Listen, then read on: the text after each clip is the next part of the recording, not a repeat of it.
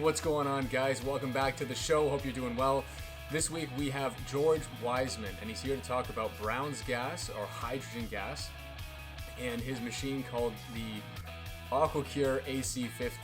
Now, I'm not going to begin to try to describe what that means or what that is in the intro here, because I want you to hear it straight from him, because he's an expert in this, and it's really, really fascinating stuff. What he's been able to do with people and help people with this machine is quite astonishing. So I think it's great. I think it's foundational knowledge for a lot of people, and I've been using this machine now for, I guess, maybe a couple months, and it's pretty insane. It's pretty awesome, and I want you to hear his story and how he stumbled across this information and this knowledge and how he's been able to help people.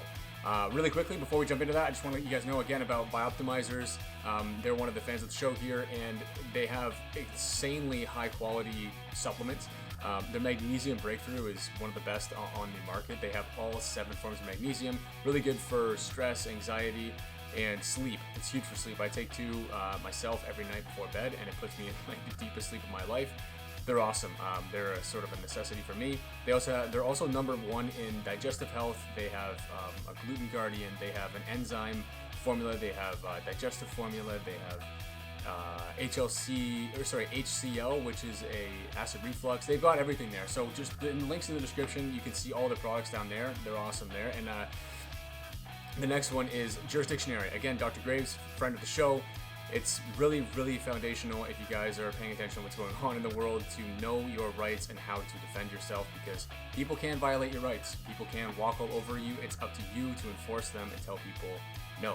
So that's foundational knowledge has really helped me in just becoming more okay with what's going on, if that's a weird way to put it, but I know how to effectively state my position, hold my position, and make people who are wanting to enforce things on me bend to my will as opposed to me bending to theirs. So that's foundational, I think, too. Food Force Abundance, Jim Gale, another friend of the show. He's helping people grow food in their own backyard, because I think one of the big things right now is to keep people fat, dumb, unhealthy, all those different things. And one of the biggest ones is to take control of what you put into your body, because that in turn affects how you feel and how you perform. So if you're interested, please check out the links in the description. He's amazing. He's getting endorsements from people like Adrian Grenier from Entourage. He's seen the value of this, and it's awesome. So you think about just actually being able to produce all your food in your own backyard. I think it's amazing. And the last one here, or a couple of them actually, if you're in Ontario and you're interested in talking about healthy food and great food, Wild Meadows Farm. They do totally province-wide shipping now, I believe, in Ontario, so that's amazing. They're awesome. They're family run. They're aware of what's going on, and they want to build a better future. The quality of their products is so high, and they're dedicated to provide the best quality products to everyone that purchases their stuff, and it's fantastic. So if you're interested, please check out the links in the description. And we have Tom Barnett. He is doing, I believe they're changing it to the livingfreemovement.org. It used to be healme.health. Now they have a bunch of different platforms on there. So they have Spiritual Me, Heal Me, Lawful Me, Private Business Me, and Grow Me. So they're doing everything from understanding how to be healthy, how to take control of your health, how to take control of your business in the private sector, how to understand your rights, going along with Dr. Graves' information. And Grow Me, which is, again, what I was talking about with Wild Meadows. They're putting together that for, I think, Australia-wide at the moment, but then obviously trying to expand to other countries and whatnot. But connecting people to the local farmers and understanding where to get your food, and who's interested in planning for the future and how to take control of everything that you put in your body.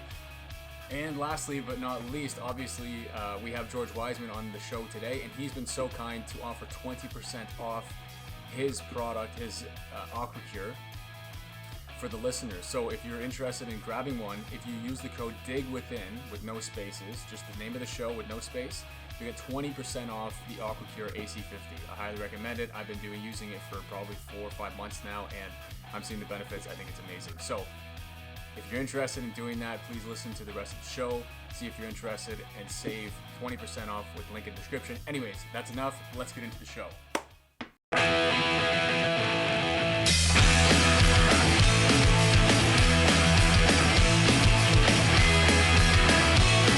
All right, everyone, welcome back to Dig Within. Today, I'm very excited to talk to this man here, who is the inventor of this machine that I have right here. So if you're listening, it is the AquaCure AC50, and it specializes in Brown's gas or hydrogen gas. And I'm really excited to talk to this gentleman today because I'm seeing all the benefits of this machine here, but I have no idea how it actually works. So I brought on the inventor himself, who I first heard from on a Crow 7 podcast, a good friend, Patrick Daly from the Pat Life podcast and all that kind of stuff. So today we have none other than George Wiseman. How are you today, sir? I'm doing great, and I'm really happy to be here. I love answering questions. All right. So maybe we could just start off right at the top and maybe just introduce a little bit about yourself and how you maybe stumbled across this information that led you to working with this machine, inventing it yourself, and all that fun stuff. And we can dive into what the mechanics are and how it operates and how it helps people. Okay. I have to be a little bit specific because I've got 60 plus years of development coming into this. But I grew up on a cattle ranch. We didn't have electricity or running water or any of those kind of things. And when I got out into the world and saw how much beneficial they were, we didn't even have radio. We were so far out in the woods. And so things like the internet and being able to talk with you like this I was worlds away from that. In any case, when I went out and started working and learning things and having hot and cold running showers instead of bathing by melting snow into a metal tub in the living room, I was quite astonished and loving it. I liked electricity and such, so I decided I would be an alternative energy researcher. I always did well in school with physics and chemistry and all that. And I one of the things I became was an automotive technician, a certified automotive technician, one of my trades. And I decided in order to make money, a good way to do that was being an inventor. My very first invention was the carburetor enhancer, which that's a whole nother string there, but essentially got at least a 25% gain on at least 75% of the vehicles that it was applied to. That was back in the days when there were carbureted vehicles. And that's where my business got started. And like I went to work on all different kinds of fuel savers as an inventor. And one of the things that popped up on my radar was Brown's gas, which was a mixture of hydrogen and oxygen, which you could have a small electrolyzer, what they call an onboard electrolyzer, and it would cause the combustion to increase the efficiency. So you're using a car's electrical system to split water into hydrogen and oxygen, and it turns out a third gas called electrically expanded water, which we can get into a little bit later, and that would increase the efficiency of combustion enough that most people would get at least, again, a 25% gain, some people more. So that was a fuel saver. At the same time, though, the reason I got into Brown's gas was because as an inventor, I'm always building things that aren't on the shelf, and so I learn all kinds of welding and techniques and assembly techniques. I have a nice shop with various tools and such, so I can build stuff. And I learned that, or I heard that Brown's gas could weld plastic to titanium, and I thought that would be a kind of a convenient thing to be able to do. So I wanted a Brown's gas electrolyzer for my own shop, and at the time they were quoting me, I think it was $300,000 for a machine that could produce enough gas to actually fuel a normal sized acetylene torch with Brown's gas instead of acetylene. And that was way outside my budget. So I decided as an inventor that I would apply my knowledge, and I gathered all the information that I could together, and I built my own Brown's gas electrolyzer, which it turned out, because I had applied my alternative energy research and stuff to it as well, and it happened to match and merge very well. It was twice as efficient, so it made the same volume of gas with half the amount of electricity, and it was half the size and half the weight and more manufacturable. So in addition to getting my own shop, Brown's gas set up, I was able to then build and sell machines. So I had another product there that I could sell, and that was doing well, which leads us into the in 1996, one of my water torch customers, the people that were fueling acetylene torches with the Brown's gas, had a melanoma on his forehead. And what he did was he bubbled Brown's gas in water. I have no idea why. We were working with a combustible gas. Whoever thought it could be used for health purposes. He bubbled it in water, and then he soaked a cotton ball, put it in a plastic cap, taped it to his melanoma, and just re-wet it several times a day. And in 3 weeks' time, his melanoma was gone. And I didn't believe him. I didn't say to his face, I didn't believe him, but and in fact, being the not really open-minded person that I am, but trying to be, I put that out to all the hundreds of other people that had bought my technology and said, hey, here's a potential use for Brown's gas. It's for health. So people started using the electrolyzers like that, bubbling in water, and getting back to me with a lot of testimonials about things that they were getting the health gains. So that was back in the mid 90s. And as things progressed, by 2005, so 9 years later, they convinced me to bubble Brown's gas in my own water in my own shop and drink it myself, which, okay, so like I say, I'm not so open-minded as I should be. So after 9 years, I started it. After 2 years after that, from 2005 to 2007, I didn't get sick anymore. And I used to get sick like 3 times a winter, like colds, flu, all that kind of stuff. So I didn't get sick. And I thought, that in itself was worth it. And since I was doing it and had no harm, because I tried things myself first, all my inventions I do myself first. And so I put out that you could bubble it in water, and I made a special electrolyzer. I was making one at that time that I just called the ER50, Eagle Research 50 liters per hour. So the ER50 was just a combination of pipes and tubes and a very efficient electrolyzer design in there, and that's what I sold from 2007 till almost 2017. In any case, in 2015, between 2007 and 2015, people started asking me, can we inhale the gas? And I knew it as a combustible mixture. I knew that you could burn it and or it would explode if it was in an enclosed container. So I said it's not a good idea to inhale a combustible gas. It's not particularly poisonous, but having an explosion in your lungs wouldn't be a good idea. So in December of 2015, a customer sent me a video of it turns out a Taiwanese. I've been saying Korean all this time, but I was mistaken, Asian. So in any case, it was a Taiwanese hydrogen bar that was using Brown's gas from what they call an epoch machine over there, if I remember correctly. No, it wasn't that. It's something like that. In any case, there's a Brown's gas machine over there. Over in Asia, they're way ahead of us with Brown's gas, way ahead of us. In fact, it's the #1 treatment for the current insanity that's going on around the world, and so in China, for example, they were locked down for maybe a couple months, and then everything was over, and they've been up and running since. And for the rest of us, a couple years plus, it's insane. Anyway, Brown's gas was the #1 treatment for that in their treatment profiles. So that's just to say they're way ahead of us, not only for health, and they were ahead of us for health, they still are actually, but also for all the welding techniques and everything that they're using for they're using the Brown's gas for. There's at least 30 different applications. So getting back to the health aspect, when I saw that video, I realized what an idiot I was. I have something called experts syndrome. I see it once in a while, where you get laser focused on something and you don't see what else is around that fits in it. And as an inventor, that's a really bad thing. You're supposed to be able to see the other stuff that's going on. In any case, when I saw the video, I was reminded that if you mix Brown's gas with enough air, because really the only combustible part of it is the hydrogen, and so if you mix it with enough air, the hydrogen is diluted to under what's called the lower explosion limit, or the lower combustibility limit, so which is about 4.7 in air. And some studies say 4 and some studies say 4.7. So in that range. In any case, if you're under that limit, it's not combustible.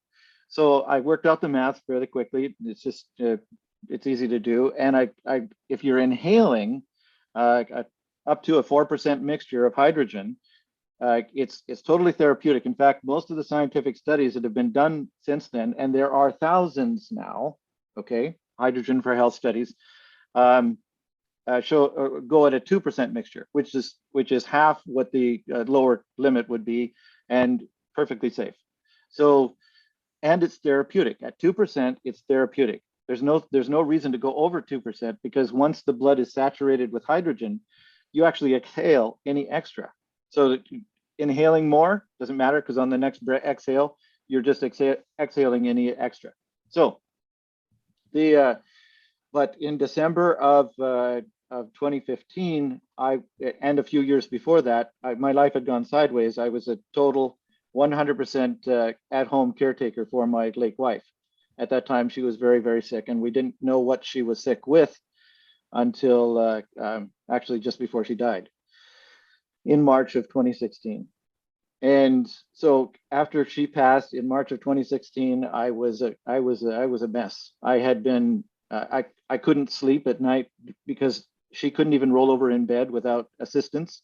So I had to carry her to the bathroom whenever she needed it, and I had to do all the cooking and shopping and cleaning and just everything, taking care of this woman who was an astonishing woman. She was amazing.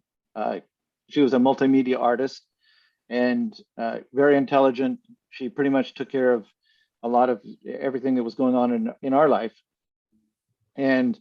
But at the time, I had to essentially close my business down. We had gone deeply into debt, about $300,000 and such, as we were trying to treat her, find something that would work to bring her back to health. I wasn't just merely trying to save her life. I was trying to bring her back to health. So she died. And right about that time, we found that it was a very severe form of lupus. Now, I, at that point, was deep in grief. Sometimes I'd even forgot to breathe. I honestly would feel my chest hurting so much, and I hadn't even taken a breath in a while. This is the kind of way that was affecting me physically. It was the worst pain I've ever felt in my life. I grew up on a cattle ranch. I've been mashed and bumped and bruised. I had scars all over my body. I've known what it's like to have broken bones and such, and this was worse than anything I had ever experienced. So I have, and I know that anybody that hasn't experienced grief can't know that kind of pain. And I didn't think I was going to survive it. I really honestly did not. I couldn't understand how anybody could survive it. And I really do understand why mates follow each other fairly quickly sometimes. So I decided that I would try this experiment of inhaling the Brown's gas in later March of 2016, because quite frankly, I didn't care if I lived or died. And I videotaped myself, and it's on my YouTube channel, because I thought that if something happened, like I blew up my lungs or something, that it would be. Now, I'd done the math, and I knew that theoretically I shouldn't, and it should be safe. But like I say, I try things on myself first. So I videotaped myself doing that, and that's on my YouTube channel. And we had, and you can see that if you look at that video, that I look a lot older then than I do now.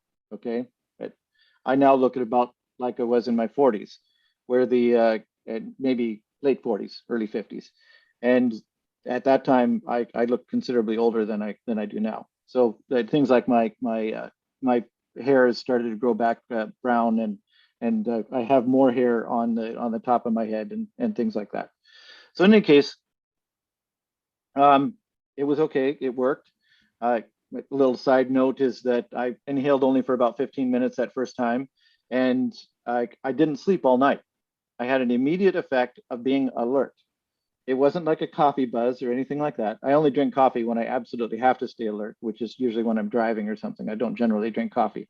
But this was like, I was absolutely alert all night, which is very disconcerting because I can usually fall asleep anywhere, anytime, pretty much. And so I started inhaling in the mornings, and so by nighttime I would not have that issue, and that was fine. In any case, I saw that the inhalation was safe, so I started recommending it to people. So with the ER50, they started, everybody who had an ER50 out there that was bubbling the gas in the water started inhaling, and I started getting testimonials back. And then about 3 months after that, something happened that was so significant in my life. It was worse than my wife dying. I got an email from a woman who had lupus symptoms, and when she was inhaling the Brown's gas, in 3 weeks' time, her lupus symptoms were gone. We battled this, my wife and I, for 10 years. I had since 1996 indications that this was for health, could be used for health. She never inhaled the gas, but it turns out, in my opinion, if she had, my life would be entirely different. So after I picked myself off the floor, in fact, the only way I could pick myself off the floor was to make a deal with myself and God that I would do everything I possibly could to help other people not go through what we went through. And that is what it drives me in the passion and the way that I make my business decisions and everything. At this point, I am financially well off. I have my own home. I have everything I need. I have investments that bring in more money than I need to pay my bills and such. I don't need to continue this, but I can't not. I absolutely have to help as many people as I can, because that's what gives my life why I'm living. This is having stuff, being able to eat. That just is existence. My purpose is to make sure that people don't go through that kind of pain. So that brings me to the thing that I'm trying to do now, because I actually have an 8-week back order queue for the machines. I have 24 people helping me. I'm doing my best to make the machines, and we make hundreds of them, but it's just not enough, and it keeps growing because people that get them find, like yourself, the health benefits, and they recommend it to other people, and and other people say, we want that too. And I'm so happy. I want to get one of these in every home. That's my goal. And I can't do it alone. So I'm developing a course which should come out in June of 2022 here. And the course will teach people how to build the AquaCures for those people that want to work at home and kind of bypass this insanity where people are losing their incomes and what have you. So I'm spreading around not only health, but wealth. I'm giving people an opportunity to build these things themselves with I call it a franchise-like program, a manufacturing program where people can build their own. They have their own business and sell it on their own. But we all will be together in sharing information and such. There's one student has already passed that course back before all the lockdowns started to happen, and it made it. I couldn't do it, so now I'm making an online course to do the same thing. That particular student is now making a 6-figure income, and he's only been doing it for a little over a year, or 2 years, excuse me, just over 2 years. And the and I have no doubt that he'll go into a 7-figure income. Now, you don't need to do that. Even people that are making 4, let's say 2 a week, will make more than enough to pay the average person's bills and such. And so if we can get little manufacturers all over the place, then I feel that my goals can be met, because I can't do it myself. I'm going to try to help as many other people do it as possible. So I really, there's it in a nutshell. Yeah, no, George, I can't thank you enough for sharing that story and being very open with your experience, and can really tell the passion that drives you now doing this. And I really want to thank you for all the work that you're doing, and for being so vulnerable in that, and sharing your story, because I think it's very important for people to understand these ways of healing yourself. They are available, and there are studies out there, but we're not being shown it, especially in the West, where so much of our money is going into preventing sickness, but not in promoting health. And you can see how our health is totally backwards. And all the countries that promote health have not that much on the back end of preventing illnesses, because they're essentially not really that existent. It's very backwards that we're kind of living with. And I'm sure you understand that very well. But I was wondering, so with that, and with the story that you just told, and how these people were able to to reverse some of these different things or heal themselves in these ways, what's going on in their body when they are either drinking this water that's hydrogenated or inhaling this gas essentially? What's happening to them that's providing these solutions? Excellent question. Okay, so now we go into hydrogen is our most important macronutrient. We are 62% hydrogen by volume, 24% carbon, or sorry, oxygen, 12% carbon, and 2% everything else. So hydrogen is our major macronutrient, but we can't get hydrogen just by inhaling like we can with oxygen. We get it from our food. Generally speaking, they call it hydrocarbons because you have carbons that are surrounded by hydrogens in these hydrocarbon foods. And so, but carbon hydrogen bond is very, very strong. We essentially, our whole bodies are hydrocarbons. The food we eat, all us mammals and plants and everything, we're all hydrocarbons. So we start our digestive process by mastication, putting some enzymes in there. It goes into the stomach and does its acid thing. It goes into the small intestines, and you have your bile and some digestion starting to happen there with the microbiome. But you actually don't get your hydrogen from your food until it gets into the colon, the large intestine. And at that point, there's supposed to be specialized bacteria in your microbiome that finish off the process. They have all the enzymes and catalysts and everything they need to finish that process to break the hydrogen off from the carbons, and the hydrogen then enters your bloodstream through your colon, supposedly, but it's not happening. Those particular bacteria are particularly sensitive to things like glyphosate, artificial sweeteners, an immense number of chemicals that we surround ourselves with these days. So people aren't getting the hydrogen they need and they become hydrogen deficient. When you become hydrogen deficient, it's like being not enough water or too cold. If you're too cold, getting hypothermia, your body shuts down, it knows how to survive, so it shuts down blood flow to your extremities to preserve core temperature. To preserve life, when you don't have enough hydrogen, the body starts shutting down extraneous, not immediately life-threatening things like your regeneration system. So if you get a cut or a wound, you'll get a scar, which is just a patch rather than actually healing it so the scar isn't there. And then what happens is if you still are deficient in hydrogen, it starts shutting down the immune systems because again, it's not immediately life-threatening, but now you're going to get sick easier. And there's a lot of different ways that can happen. And then it starts to shut down organs if you still are hydrogen deficient, and then you die. So with myself, I have a long list of things that happened when I started to inhale. I just started to inhale because at that point I wasn't expecting any health gains. I was just wanting to prove that it was safe and you weren't going to blow up or something. So first thing that started to happen was, well, I can get into all that list there, but I just go back up the list. I used to have a heart murmur. I had a heart murmur for at least 50 years, and which is a weak valve on the heart. And my grandfather died of that, and my father would have died of that. It's a whole nother different story. But so it was a genetic issue where we were predisposed to having weak heart valves. Well, it turns out I had a full medical a couple of years ago, and I told the doctor that I had a heart murmur, and he says, "No, you don't."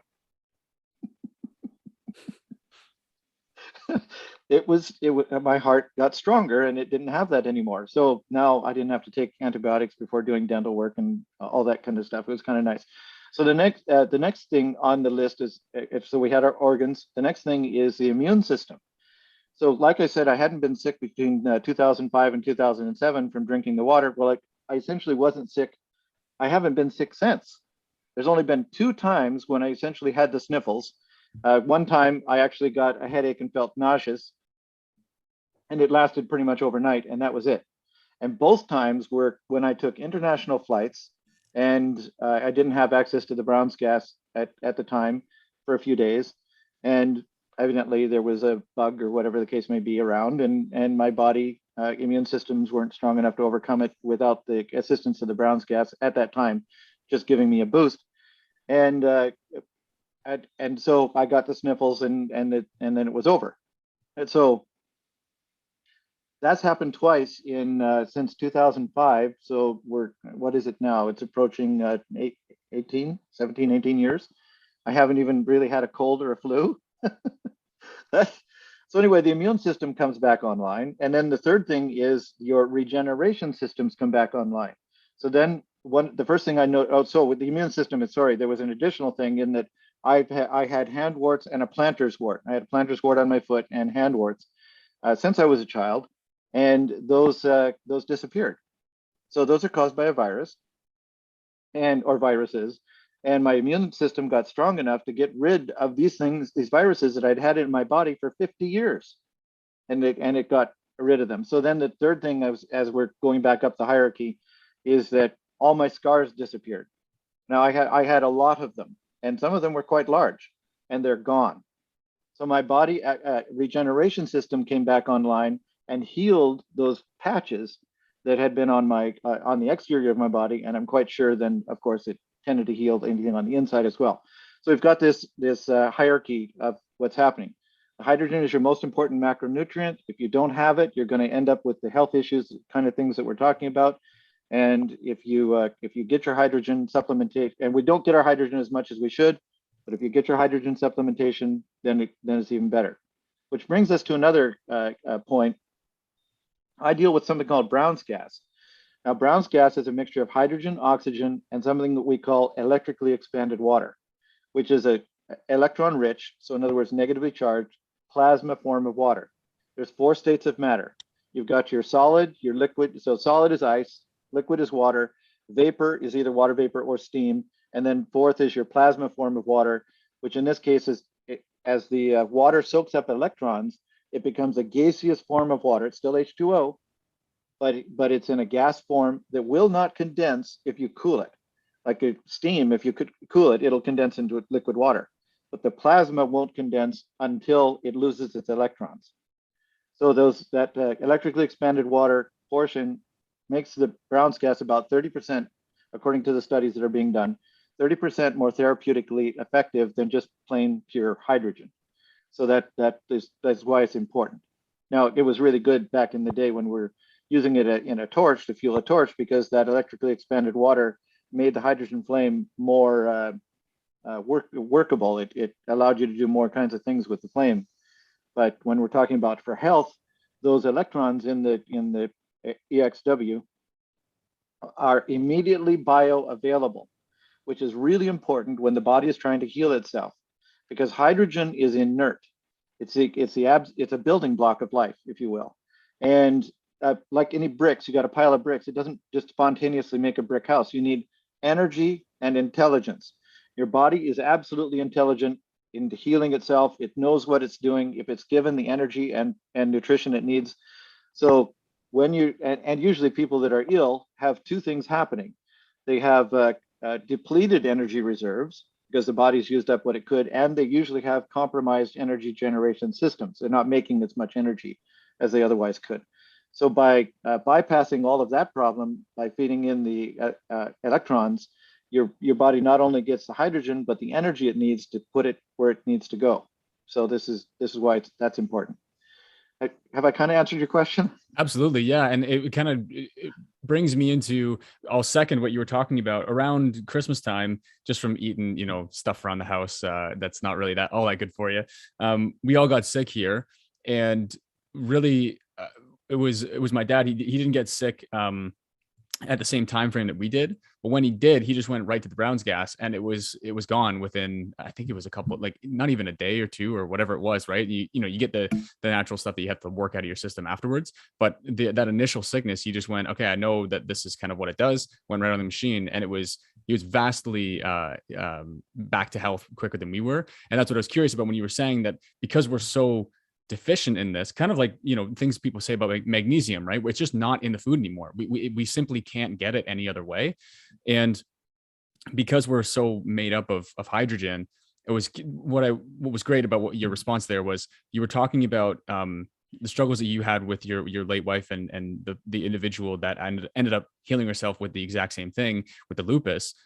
It's interesting that your body, like you're saying, the intelligence is that when it gets what it needs, it can put the energy into where it needs to heal whatever you kind of have going on. Like you were talking about with the melanoma with one individual, the plantar's warts, but then also something like lupus, which is apparently something that we can't cure and I'm like, it's fascinating that these kind of things that, again, we're not being taught about in the West, but then for some reason in Asia, they have all these studies on it, and it's kind of working in that way. And I was wondering if you want to follow that up at all in terms of when it can be a vast majority or a vast difference of ailments that someone might have, but your body is the thing of which it will then, use the resources to attack whatever they need to kind of to solve that they're not getting currently, which is why you're still having these symptoms. Right. There's a couple of different perspectives there. First of all, when you are I call it 4 protocols. There's 4 protocols we currently have for the Brown's gas. One is inhaling, and one is in drinking the water or ingesting. So putting the water into your body, putting the Brown's gas into your body in various ways. And when you do that, your body decides where it's going to go, what it's going to heal. Like you might have arthritis in your hands, like I did. And now I have 0 pain and absolutely full movement back in my hands. Or you might have neuropathy in your hand, like I had neuropathy in this particular hand and on the fronts of my shins. So the body decides what it's going to heal inside.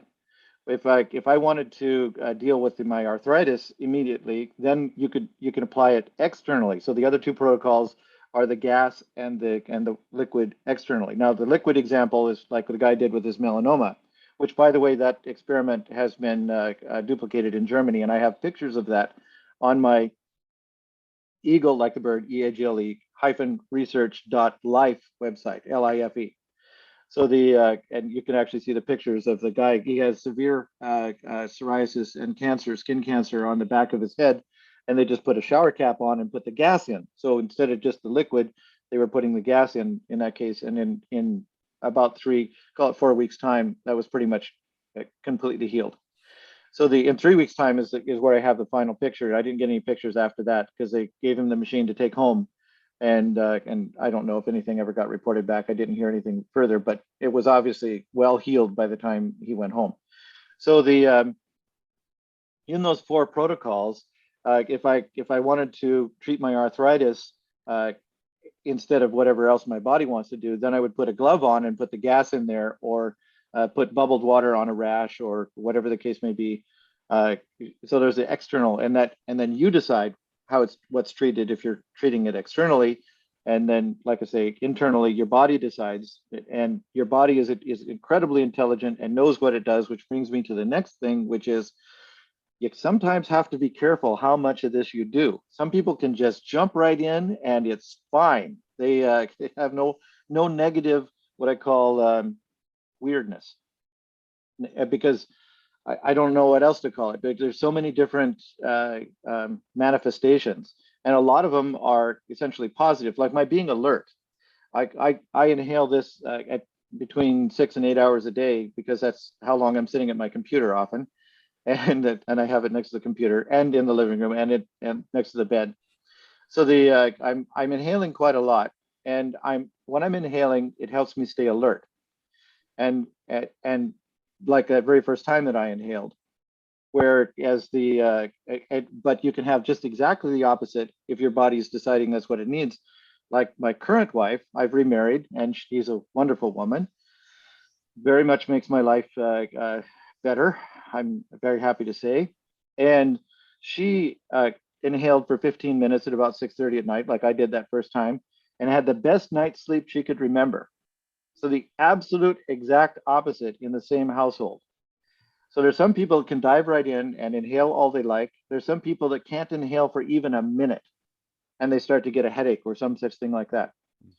So those kind of people with what I call a negative weirdness, like the positive weirdness could be the alertness, because I use that in a positive way, and it doesn't affect me in any other way. And I sleep just fine now. It doesn't matter if I'm inhaling right up to the time I go to bed, which brings me to the other thing, back to the other thing again.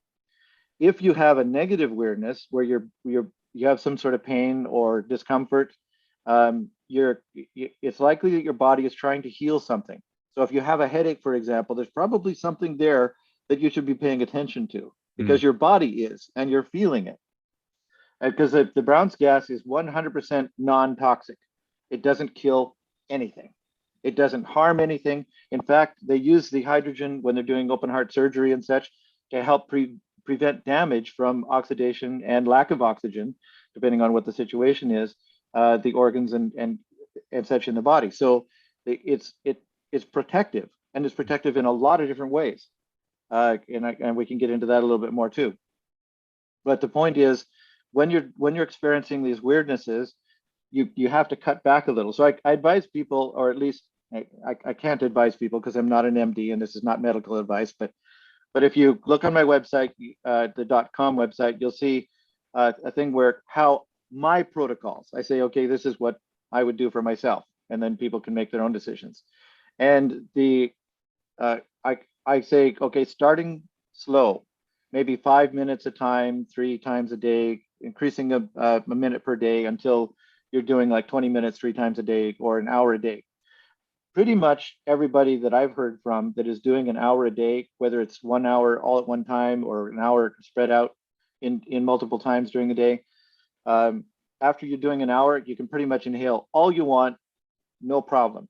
But as you're building up to that point, your body sees this hydrogen that it's been seriously deficient in all this time, and it does something with it. It grabs it, it says, I'm putting it here. Because I want to stay alive, and the body knows how to do that. And we sometimes think in these ways, and maybe this isn't the right way to conceptualize it, either better or worse. But what you're saying is there's not, if you ingest it or if you inhale it or you do a topical, they're not better or worse. Like, oh, well, what's the best one that I should do for maximum effect or whatever. It's just basically whatever you sort of need to, whatever ailments you might want to be working on, kind of thing. Is that correct? yes. So listen to your body, and make the decisions based on that. There's no better doctor than your own body. In fact, I tend to say that any honest doctor knows that the doctor doesn't heal you. You're the best a doctor can do is put the body in a condition that it can heal itself. So yes, listen to your body. That's the best way of doing it. You have to make your own decisions as to which protocols to use, or multiple protocols if you have various things. I wouldn't not inhale and drink the water even if I was treating something on my skin, or externally, or with the goggles, for example, or what have you. Yeah. So, okay, maybe we can get into like the details of this now, because so you can see this machine behind me here, and essentially the gas runs from the tube down into this container here, filled humidifier, with yes. Yeah, filled with distilled water, has to be distilled water. The same with inside the machine, goes into the next tube there.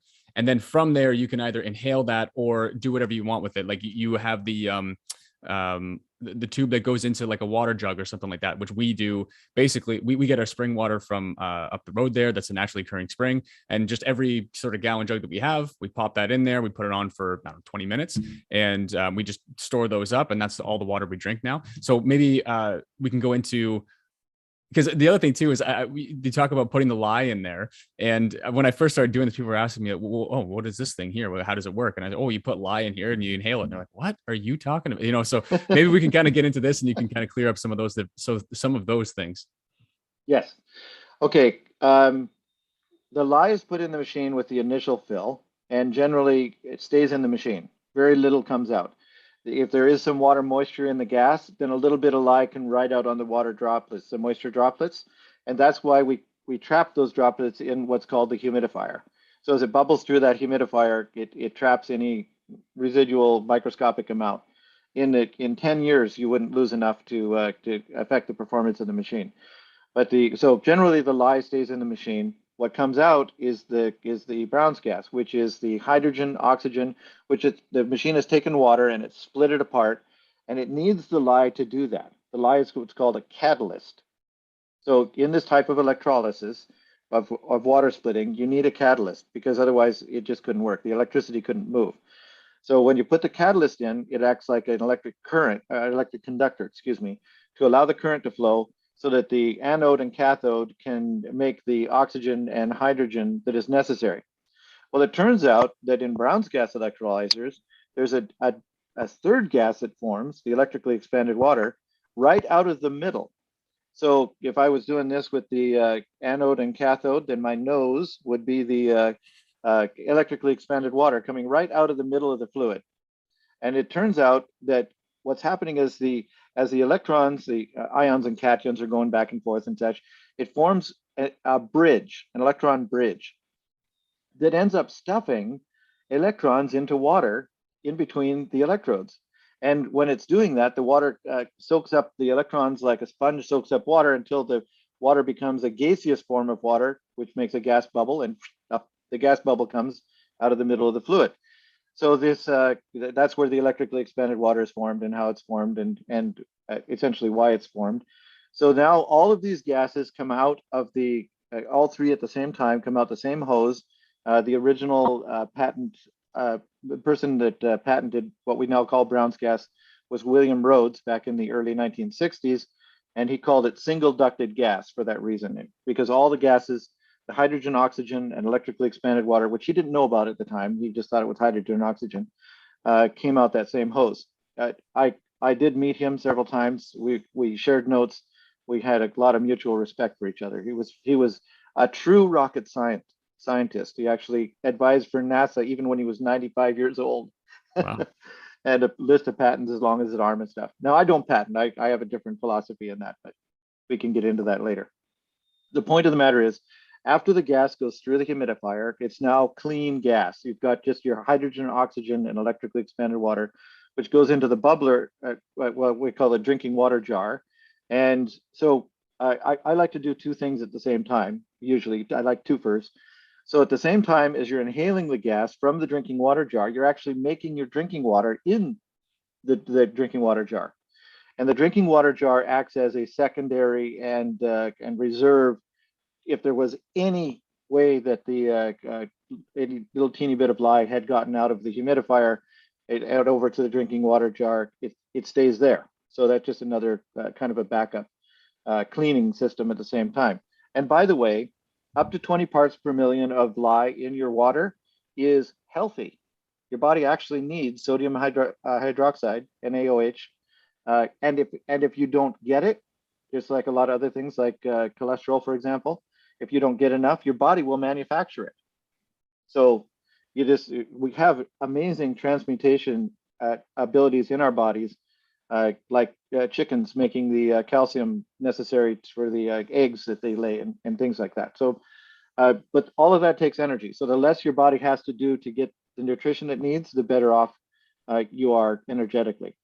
In any case, so when you go to refill the AquaCure, it's just refilled with distilled water. And what we do is we take water from the humidifier and squirt it with a syringe into the upper valve in the top of the what I call a tower cap. And so if there happens to be any lye in that water, you're squirting it back into the machine. That's part of the reason why. But again, we've got a twofer thing going on, because first thing you're doing is using that distilled water as a filter or a scrubber, and then you're using the same distilled water to put back into the machine. So your efficiency. I'm all about efficiency as well as twofers. So then the drinking water that you put in the drinking water jar can be your spring water. I drink just distilled water myself, but any kind of water, reverse osmosis, rainwater, whatever it is that people think, filtered water, whatever they think is healthy, they can put in that drinking water jar. But what goes into the humidifier and then thus into the AquaCure has to be distilled, because you want as few impurities going into the AquaCure as possible, because you don't want any impurities coming out with your gas. Now, if it's impurities like minerals and such, generally that stays in the machine and makes sludge and a kind of a mud. But it also, if it's metallic ones, it can plate out on the electrodes, which then reduces the efficiency of the gas production process. So you want just pure water be going in, because essentially only pure water comes out. You've got your hydrogen and oxygen going in, H2O, and what comes out is only a mixture of hydrogen and oxygen. Even when you have the electrically expanded water, that's still H2O, has extra electrons in it, but the atoms are hydrogens and oxygens. So what comes out is 2 parts hydrogen to 1 part oxygen, just like you put in when you put in the water.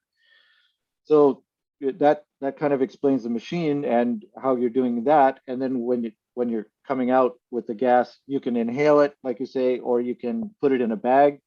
One of the really dramatic things that people noticed at first was getting rid of carpal tunnel syndrome. So as people that had inflammation of the sheath in their arms, they would put a bread bag over the hand and arm and put the gas in there, and usually within 10 minutes the pain would be completely gone. And the reason for that is because that pain is caused by inflammation of the tendon sheath. And that inflammation is usually a sign of dehydration, believe it or not. And so it truly hydrate, which hydrogen would go right through the skin and mitigate that inflammation just within minutes, so that people wouldn't have that problem anymore.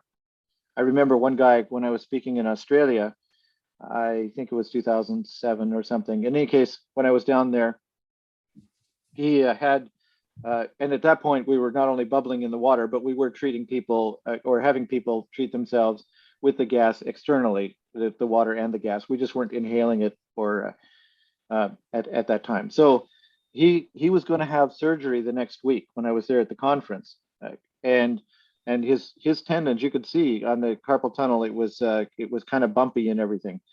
So I treated him for 10 minutes at a time, 3 times a day for the 3 days I was there. So he got 9 treatments, and then he went to his doctor and didn't need surgery anymore.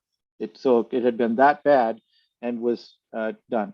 And for health purposes, like yourself, you're obviously in good shape. You've probably had a sprain or two in your life, and it was not too long ago, a couple of years now. Time keeps flying, but I sprained my shoulder, my left shoulder, and I sprained it so badly that I couldn't lift my arm because of the pain, and I knew that would take at least 3 weeks to heal. That kind of a sprain. I was doing something stupid, and I admit it. I went and got the proper tools after that. Yeah. And but in 3 days, it was 100% healed. I could do all the push-ups I'd been doing before. I had absolutely no pain lifting my arm, and so in 3 days, it was insanely awesome. So, and then people that get burns and such, it heals about 3 times faster, and what have you. So, does that answer that question? Yeah, absolutely. No, it's great. I was really wanting to go into this sort of theoretical and like how you discovered it and how you invented it and why and what the benefits are. And then also describing how the machine actually works. Cause it's interesting. It's one of those things that's not just plug and play. You do have to work it and you do have to clean it and you do these different things. But like you were saying, when I immediately started using this, I had an issue that I had with like my T12 L1 vertebrae. Like it was just kind of bugging me, just a nagging little pain or whatever. And after my first session, I kind of got up and it was immediately subsided. Right. It was one of those things that as I wasn't on it for the rest of the day, it kind of like came back and flared up. But I noticed like immediately that it had done something. And I'm working on some other stuff that could have been a contributing factor to that as well. But interestingly enough, as I'm sitting here now, I'm like realizing that it's kind of coming back. I need to get back on the machine. But the water was great too, because it's a very easy one too, right? So such as yourself, if you're able to sit there for hours on end, if you're working on a computer, it's great to just kind of have that, inhale it, all that kind of stuff. But just drinking it as a water source is perfect, because people say you need X amount of water a day, and if it's already hydrogenated, then you're good to go. And my cousins, I was giving it to them, and they were saying that they didn't have to drink as much to feel as hydrated. And I think also his girlfriend was saying that it eased a lot of her stomach pain to kind of to inhale it like that. And I was saying my dad used it for sickness. And it's really incredible how kind of quick some of these things come sort of manifest themselves. And the only other thing I was curious about that you didn't really touch on was why. So you said that the healthy, or I guess like the percentage of which is still healthy for humans is 4.7, but you also have a percentage gauge on the machine as well as a frequency. And I was wondering if you can maybe touch on those two things. Okay, yes. The percentage has to do with the percentage of gas that the machine is making. So if it's 100%, then it's making in the range of 50 liters per hour. And 50 liters per hour is too much gas. It will actually be over the 4.7% for anyone smaller than us. And I wanted the machine to be able to work for anybody, even down to an infant size. And a lot of people even treat their pets and such. Oh, wow. Which are obviously very much smaller bodies. and you don't want an inhalation that is over the 4%, right? And I prefer in the 2%, as I was saying before. So you have to adjust the gas output of the machine to match the air intake of the body. So people who are smaller have smaller lungs, and so every time they take a breath, it's called a tidal breath. They're not inhaling as much air, so you don't want to put in as much of the gas. So I have a chart in the book that tells people essentially body weight to because it goes pretty close to that size.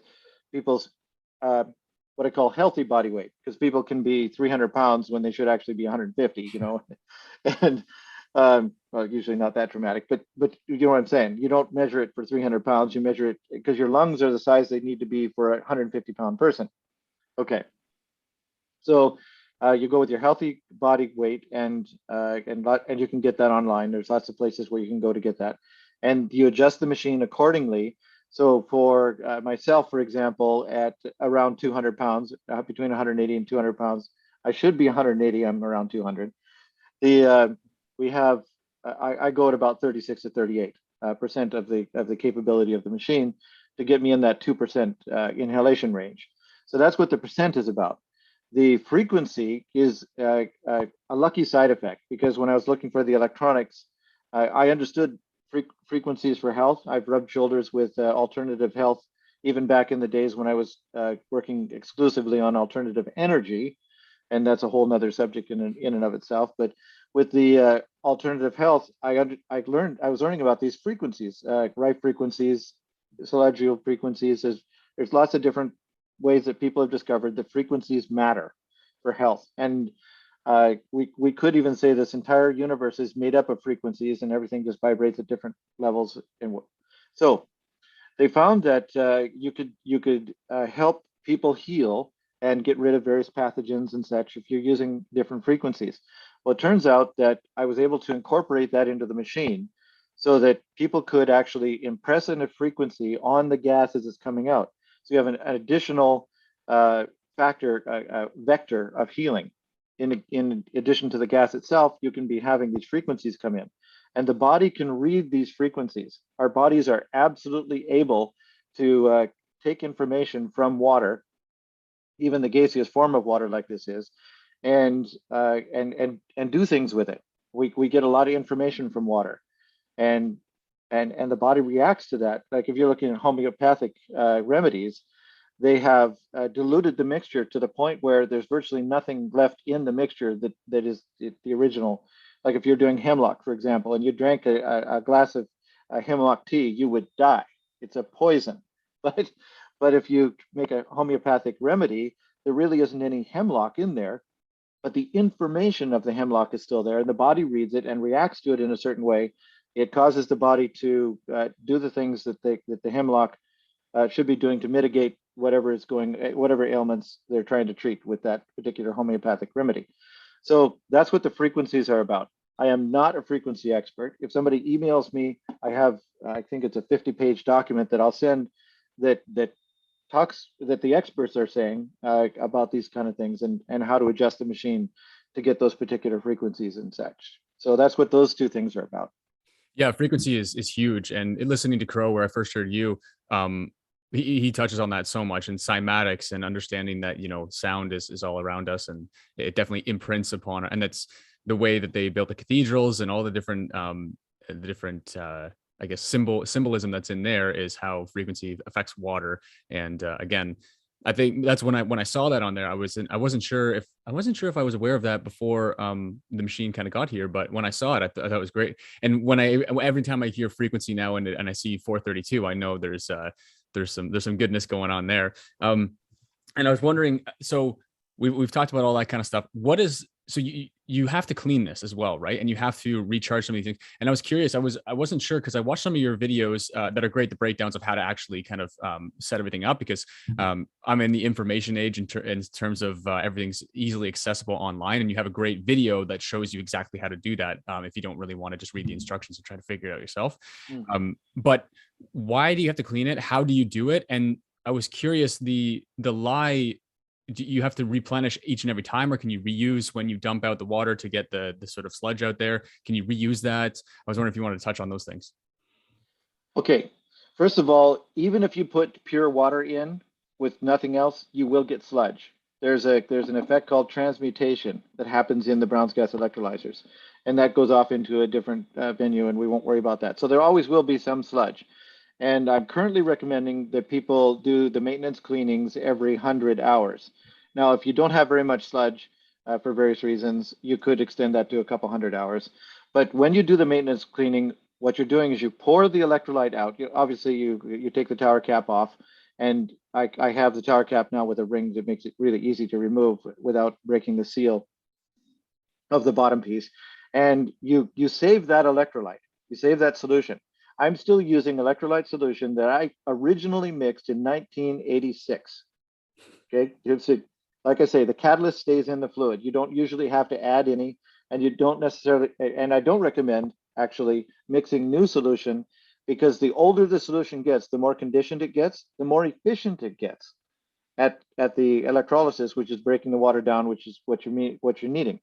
So I was running the solution through a filter, like a coffee filter, but that tended to be, first of all, the sediment is very, very fine and goes right through coffee filters fairly easily.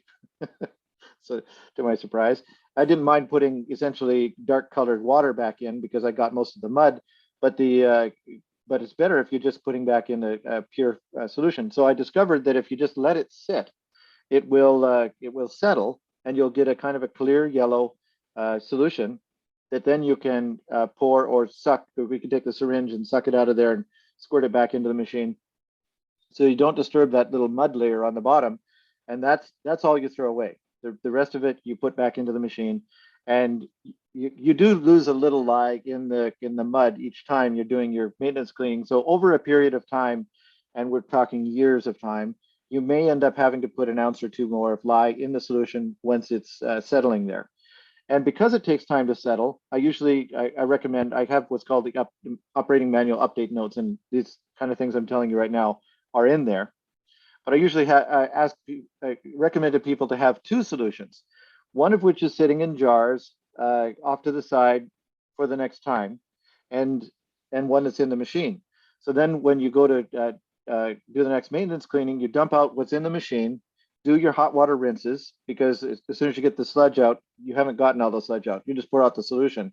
So then you put hot water in there, and tip the front and back of the machine up slowly, very slowly. So you're washing the hot water through all the little tubings inside and such.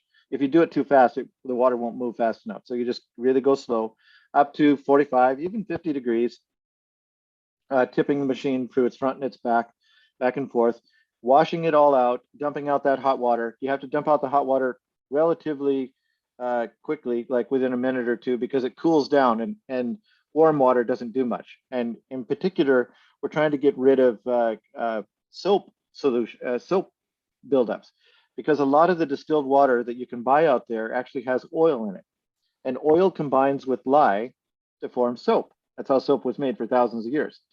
And but the soap tends to plug things up inside, and it'll make your sight tube cloudy, and you'll see it start to form in there.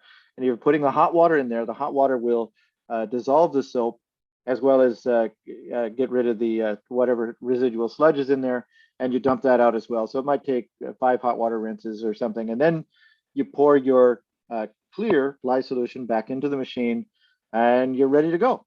That's the maintenance for doing that. I also wanted to mention just a quick segue back to the applications. A lot of people, first of all, getting more hours in the actual inhalation is a great idea, but lots of people don't have hours during the day. They're busy. They have things to do. They don't sit in front of a computer or whatever, and so sleeping with it turns out to be a really good option. So people put on the cannulas and run the machine when they're sleeping, and at that point you can actually turn it down to even a 1% mixture. So with myself going at 38%, I could adjust it down to 16, 17, 18, something in that range, to inhale at night because, like I was saying before, once your blood is saturated with the hydrogen, it doesn't matter how much more you inhale, it's not going to absorb anymore. It's saturated. So you just exhale the excess. So at night, when you're doing it for a long period of time, it, I could start with 2%, but within 15 minutes, my blood is saturated. So after that, I might as well turn it down to the 1%, which is, like I say, in my machine, let's say I turn down to 18. And we can and then inhale for the rest of the night while I'm sleeping. And longer is better therapeutically, especially for serious illnesses like lupus or Parkinson's or any of these others that Brown's gas is proving. Virtually all the autoimmune diseases and such are proving to be very well treated with the hydrogen and Brown's gas. Yeah, and I remember you mentioning that was very eye-opening to me when you were saying we're mostly water, which half of it is hydrogen, and you're like, why would you focus on a lot of these minerals which are obviously very important too, but the vast majority is the hydrogen. So if you get that nailed down, then hopefully the other ones are. If there's any ailments, that massive deficit is going to be a lot more efficient to attack than it is the very small minute ones. I was curious though, with the water, I think you've mentioned this in some of your in your pamphlet that it comes with the machine too, but with the water, do you want to maybe touch on what can you do with that? If you can't, can you freeze it? Can you heat it? Like, can you use it for coffee? Those sort of things that people might be interested in kind of discovering about. If you want to charge your water, what then can you do with it? Is it just for drinking? Can you use it in other ways? I get that question a lot, and that's a good one. Like, the more you heat water, the less gas it can hold. That's why they use hot water or boiling water to make clear ice cubes. Okay, there was an old wives' tale. It was a funny story where people were telling me you use hot water to make ice cubes because it freezes faster. No, I understand physics. That's not true. Because you have to bring the temperature down to where the ambient is first, and then it freezes from there. So whatever this is, it's going to be anyway. We did the experiment. That was my brother-in-law. We did the experiment, and I proved that I was right. It's sometimes not good to prove you're right for people because they don't appreciate it. In any case, it's a bartender's trick as well. They make clear ice cubes using boiling hot water because it gets rid of the gases. So anything having to do with like cooking, making porridge, making coffee, a tea, any of those things, if you boil the water after you infuse it with the Brown's gas, or even try to put Brown's gas in boiling water, you're going to get almost nothing. Okay, so the colder you can have it, the better. And you can freeze your Brown's gas water, and it will actually hold those gas pockets in the ice cubes. You'll see it when you do that. It's quite amazing. So the cooler the water is, the more of the Brown's gas it can hold. And then, of course, when you're going out about your day, if you keep it in a sealed bottle, a sealed water bottle, the half-life is about 1 day. So in a sealed bottle, it's half gone in a day. If it's in an open container, then it's only a couple hours. So the sooner you drink it, the better. But if you want to have some water for carrying around during the day, you can do that. Just have it in a sealed container. I think that takes care of that particular question. Okay, yeah, no, that's great to know, because I think we were doing a lot of because we have these glass gallon jugs, but I think we're doing a lot of them at a time. So now I'm kind of thinking that we should maybe just do one in the morning so that it's good for the day, and because or unless you just have to kind of recharge them, right? Yes, and it's perfectly possible to recharge them. Which I was just thinking. Another thing is that the Brown's gas is radio protective, radio wave. When we're talking frequencies around us all the time, some of them are not good for us. And okay, who knew? Yeah, yeah. For example, I went on an airplane ride 4 hours, and immediately after that had a dark field microscope blood test of my blood.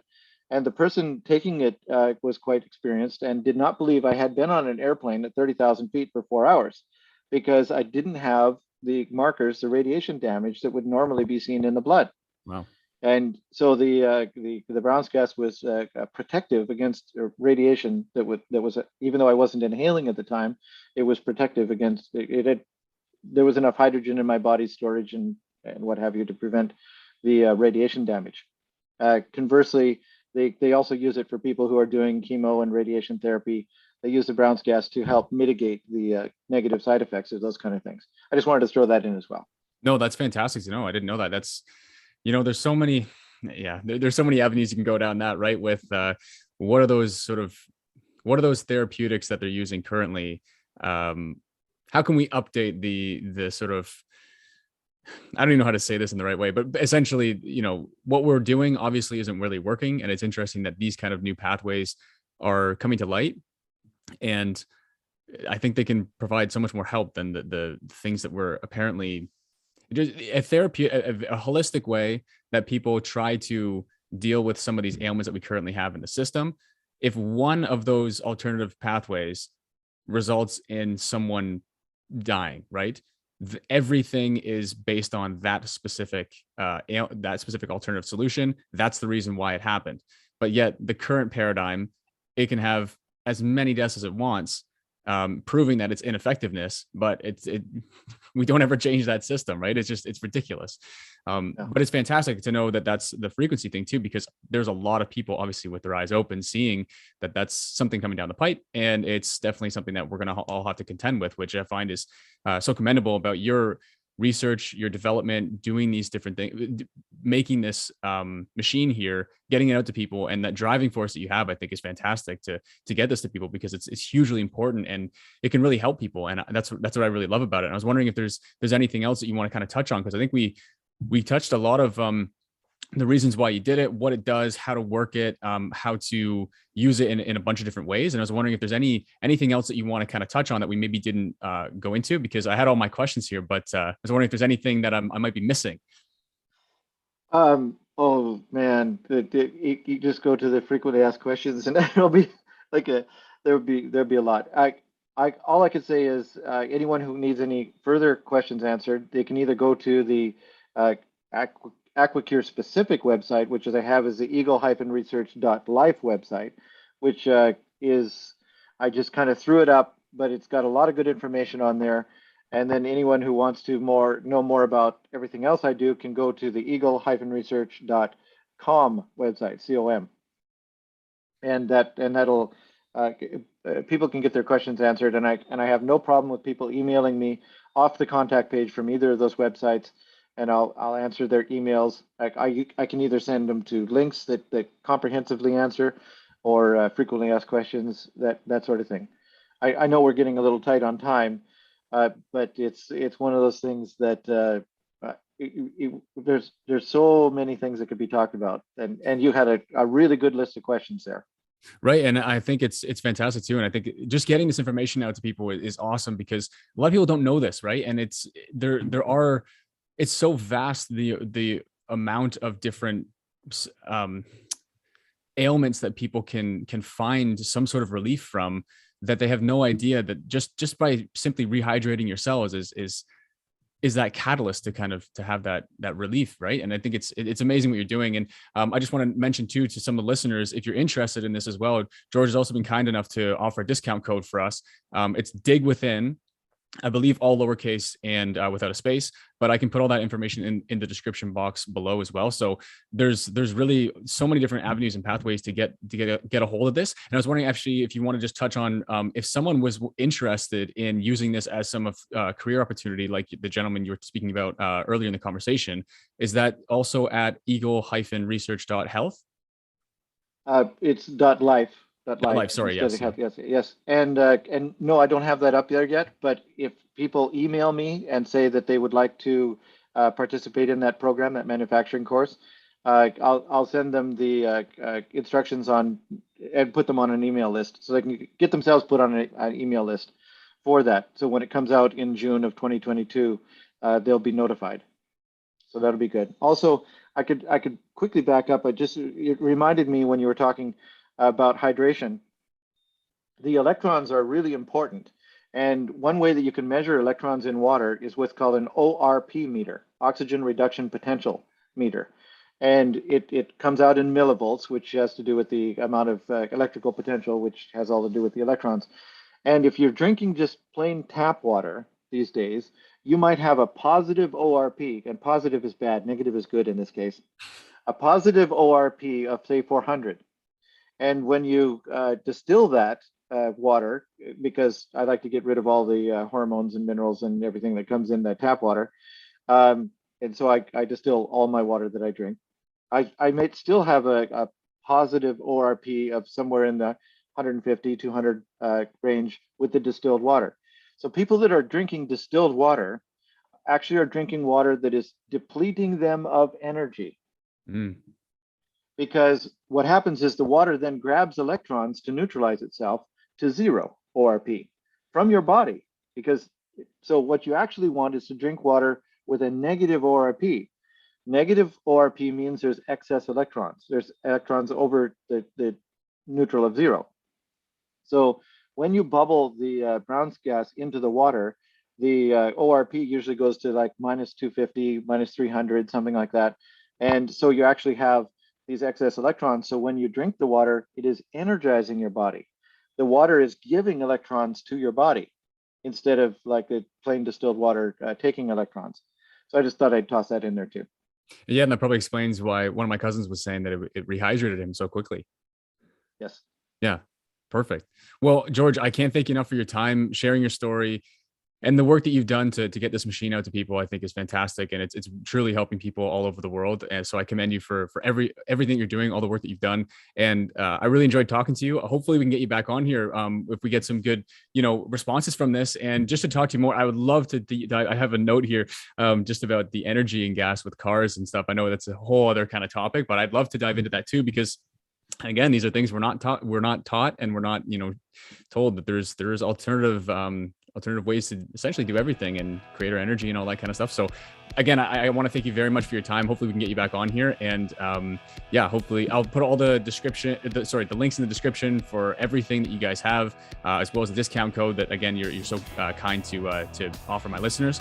And again, thank you very much. And we'll hope to talk to you soon. Sounds good. Okay. Thanks, George.